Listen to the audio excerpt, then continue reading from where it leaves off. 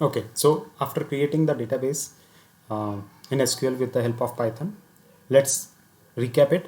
So to create a database in Python, you have already created a database in Python. Now we want to see how to access the databases and how to see all the databases. So in the last discussion we have discussed, for that we have to make a SQL connection. And after making a SQL connection, you have to declare a cursor. After declaring a cursor, you have to execute the cursor. Okay, so execute the cursor. So when you are going to execute it, what will happen? Whatever be the output of this function will be, is it going to be 1 row, 2 row, 10 row, or 30 row? Whatever be the number of rows as an output you are going to get, that will be stored in the cursor. So this cursor will is nothing but it is going to act as a list. So in that list, you will be having 30 rows or 40 rows, whatever be the number of rows are.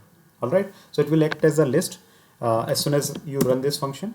And with earlier Python discussions, you see, like, if you have a list and you want to access that list, so how to access a list with the help of for loop. So in the for loop, you have to just write for I in whatever be the list you are having. So this list is going to be iterated over n number of time. That means how many number of element present in it, that will be iterated over it. So if you are going to run it, you can see first, that is the table that is the database that we have created. Then these are the some of the databases which are already present in your MySQL. All right, so this is how you can access the database which is present in your machine. All right, or your MySQL.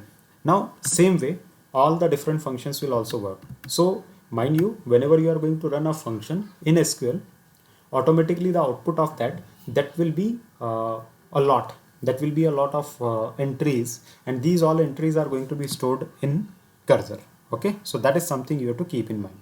So let's try to use some more databases, or suppose you want to switch to a data you want to switch your database. So currently you are using one database, now you want to switch database to world. So how you can do, you can use my cursor and then dot execute, and then whatever be the function you want to utilize, whatever be the command you want to run. So the command that we want to run is use command. So we are using use world.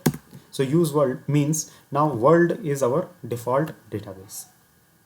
Okay, now in world, how many tables are there? If you want to check how many tables are there, so again you just need to utilize the same cursor, and from that cursor you have to just use show tables.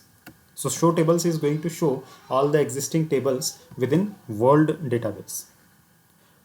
All right, so when you are going to run it, all the tables which are present in world database, that will be stored in my cursor. Now as I said that my cursor is acting as a list, so it will have multiple number of rows which contains the table names which are present in world.